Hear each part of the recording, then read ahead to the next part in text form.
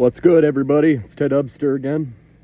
Just this video is coming a little bit earlier than I said it would have. I said I was gonna do this video again in like a few weeks, but even though it's only been a few days, four-ish days, I feel like I can at the moment give enough updates to be worth making another video for. So as I have said in the last video, this is the scooter I got on last Tuesday. It is the Pro Fiji 150. After shipping and taxes, it cost like $1,290, like $1,290. Shipping is like expensive as hell. It's like 400 bucks to get these things shipped, and that's just a flat rate no matter where you're going in America. So if you happen to live near like California, because this thing comes out of Ontario, California, so if you happen to live near there, you're still going to be paying like 400 bucks to have this thing shipped, even though it's not going that far. This thing made it all the way across America to Connecticut by train. Yep, train. Thankfully it didn't break. All right, well, anyway, let's see here. So a few updates I have on this thing. One, it's still running good. That's fine. It still runs. It's doing okay. I have figured out that this is actually in kilometers an hour. The speedometer itself obviously is in miles per hour, but that's kilometers an hour. I have never seen that before. That's just like a new level of cheap that I didn't expect. So the speedometers, every single one of them, they're originally reading kilometers an hour, but for the American versions, they literally just put a sticker. They put a sticker right over it that just says miles an hour, and that's it. That's just how they do it. But they don't change out the odometer, so this reads in kilometers. But hey, at least it is in some actual unit of measurement, because before I thought it was just an extremely inaccurate speedometer, so it was going to make it hard to gauge my actual mileage and when I should be doing oil changes and whatnot. So all I have to do is convert this. I'd have to Google it, but I'm estimating this is probably around 130, 140 miles. I have new oil coming today, so I'm going to be doing its first oil change on it. They say you're supposed to do a break-in oil change after usually around like 300 miles, typically for some. Some say 150. I know for the Wolf I have over there, the dealership said 150 miles, even though the manual said do it after 300. Doesn't matter. Since this is Chinese, I'm just going to do it. I changed the oil on my Wolf like 4 times before I hit 1,000 miles. Like pretty much every 250 miles, that oil is being changed, because I just wanted to give it every chance it had to just keep running and not do what Chinese scooters do, which is brake. So yeah, today it's going to be having its first oil change. Yesterday I changed out the gear oil. At first I didn't do it because people don't really mention it. People only specify that you should change the motor oil, but I'm like, screw it, I might as well change the gear oil too. So I did that. That's all good. All right, so here's the updates that I have on this thing and how it's running. So I remember last time the problems I initially had was that this thing was missing a bolt over here. I did get Pro to send me out a new bolt, so yeah, that's there. This back fender, I feel like it's for a different scooter, because the problem I was having before with that missing bolt, I thought it was because of the missing bolt, but what would happen is every single time I go over a bump, this part of the fender would just, you know, like literally bend this way and stay stuck there. So as you can see, it was literally shaving the plastic off and just rubbing against the tire. You can see some of the lines from when it was happening. The reason why that happens is because it's really only supported on this side, but on this side, it's just like free and open. And the thing is, this part right here, I cut this out. This part was straight before. All this was filled in with plastic. And whenever the shocks would go up and down, it would get caught in there. So if it got pushed, it would just get pushed down and stay stuck in that position and rub against the tire. when I changed this bolt, it would still happen. Seriously, that didn't resolve the issue. It's still good because now this thing is bolted in the variator cover. But I had to physically take a knife and cut some of this plastic out just so that way it wouldn't touch the spring anymore.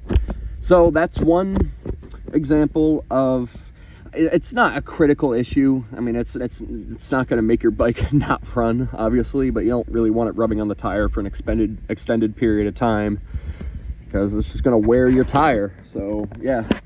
Okay, another problem I have, which I didn't notice the first time I made this video because it happened the next day. So right under here where the muffler attaches to the engine, you can see on the left there, right here, there's a missing bolt. Now, I don't know if the bolt was there and it just got loose and came off while I was riding it, but I remember the day after I posted the video, I was riding this scooter around and it just started sounding horrible, rattling real hard. I legitimately thought, like, yep, my fault. I bought a Chinese scooter, the engine just blew up or whatever. Thank effing God it wasn't part of, there was something wrong with the engine. That bolt was missing and this one was only hanging on by like by a few threads. So I had to tighten that. I put Loctite on it and tightened it. Do not over tighten these. These things are so cheap. You over tighten them, you're gonna strip those threads out so easily. Like hardly any hand pressure to tighten them, and use Loctite to keep them. So far it's still working. It's been a few days. It's still holding on. I have a new one of these bolts coming today from Amazon along with the oil that I bought, so I'll be able to attach it on the other side as well. Okay, yeah, that thing just made this thing rattle so bad. All right, let's see, another problem I had. Yeah, so the day after, I was trying to attach this to the bar here. There was like a metal piece that holds this and supports it, and I couldn't get these things to connect any way at all. I could not bolt it in if the fender was there. So it was either have that thing connected or have this thing just loose. But when I was trying to tighten it down, well, I'm not gonna be able to see it, put zip ties. The head of the bolt broke right off. It took very, very, very little effort to snap one of these bolts. It was one of these bolts. These bolts are so freaking cheap. I would honestly recommend you replace these bolts. I'm not going to touch them right now until I need to. I'm going to replace them. These break. Dude, that is the cheapest freaking metal on earth. I swear to God.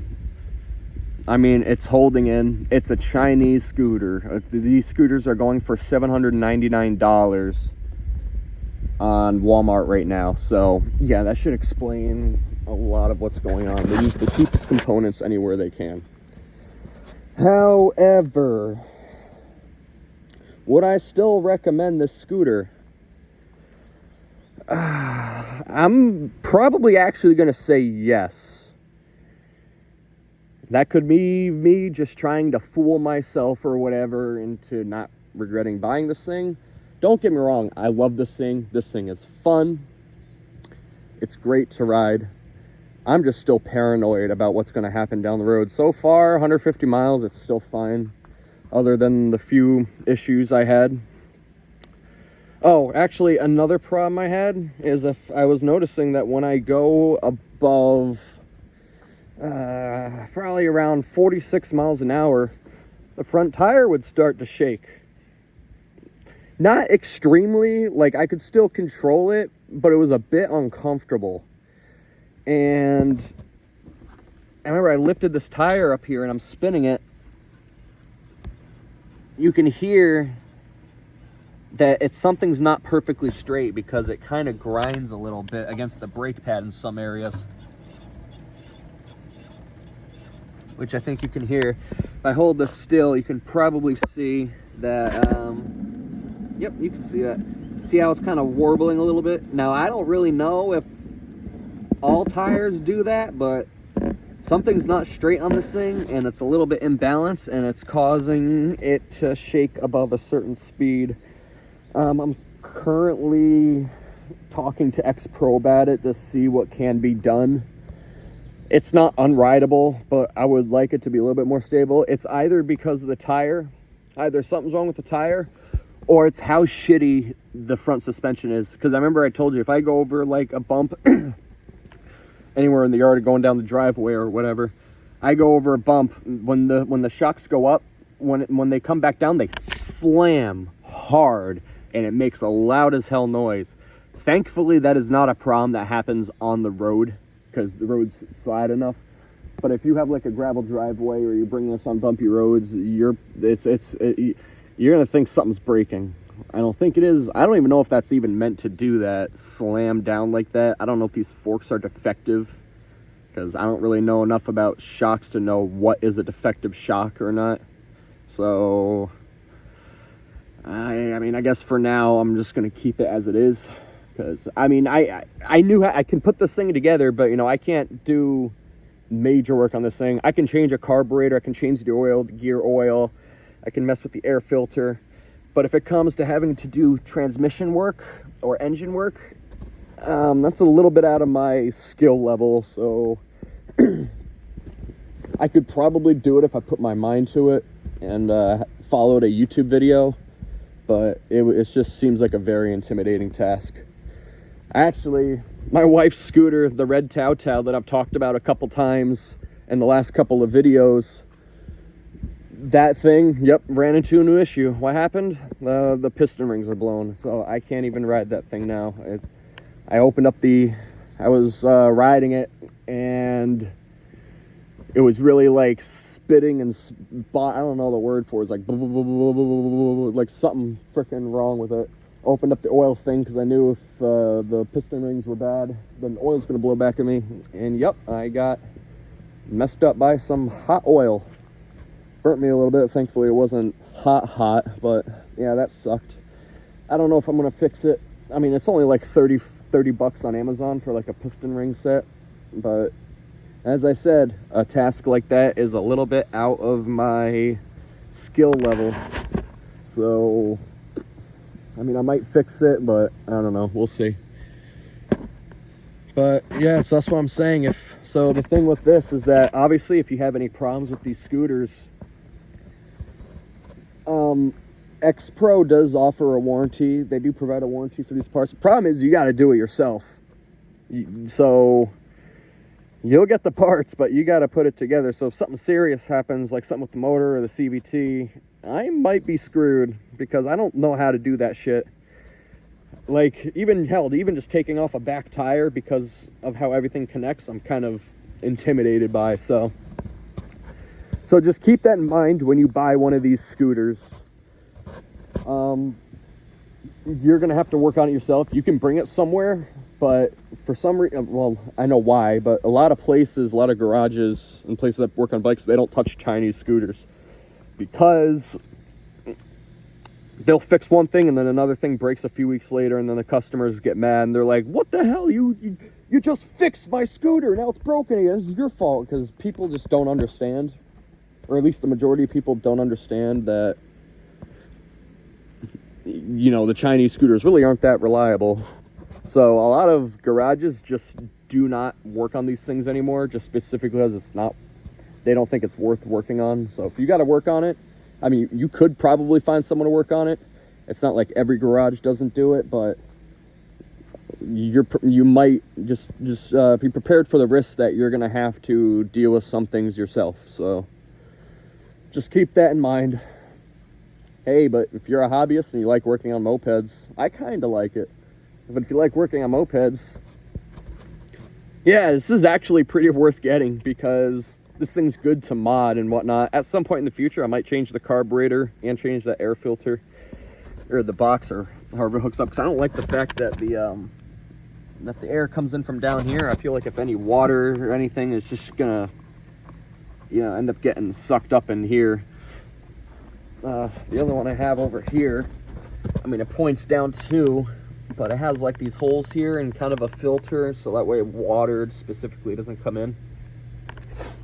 But yeah, shout out, by the way, these Wolf scooters are actually really good. I remember I questioned the quality of them when I first reviewed it, but no, compared to this and how this feels riding versus this thing is so much smoother.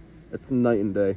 The quality of Wolves they're still Chinese, but they're a pretty good mid to high grade quality scooter. So if you come across one of these, get one. You can get a 150 for like 2,300 bucks. All right, guys. Well, just thought I'd give you a quick update into what I have ran into and the problems that I've had so far. It hasn't been anything super drastic, hasn't been anything catastrophic. It's things that I have thus far been able to fix. I'm still working on the front tire. Hopefully I can get that fixed. But yeah, if you're looking into buying one of these things, if you don't mind getting your hands dirty to fix something, yeah, go for it. It's definitely worth it. The engine itself is probably high quality. It's all of the other components that are cheap on these things. I'm not saying the engines are the best engines, but the thing about engines is that the way they work and all of the pressures and wear that it has to deal with, you can't really cheap out too much on the components because they will just actually break. You have to have some level of good components in an engine for it to work. So all the engines, for the most part, on these Chinese scooters are good. It's everything else that you have to worry about because they will use the cheapest components: carburetor, airbox, transmission, tires, plastics, fenders, speedometers. Everything is just cheap, and it's going to just end up breaking down a lot sooner than any other scooter would. All right, guys, I'm going to wrap this up because I'm just going to end up keep rambling. This video is already 17 minutes long, and I didn't even start it to... I think in the next video, I'm going to probably post a video of me riding this thing to show you guys how this thing handles and, you know, just the overall ride. Kind of difficult though, because I don't really have... it's just going to be like a silent video because I don't really have a way of talking. I mean, I can try, but we'll see. We'll see. All right, guys. Well, I'm going to let you guys stew on everything that I've said and keep it in mind when you're buying one of these things. Thanks for watching, all 13 of you who are going to click on this video. Yes, you. All 13 of you. These videos get no views, so... Thank you to 0.000000000, however many 0.1% population that watches these videos. Hello and goodbye.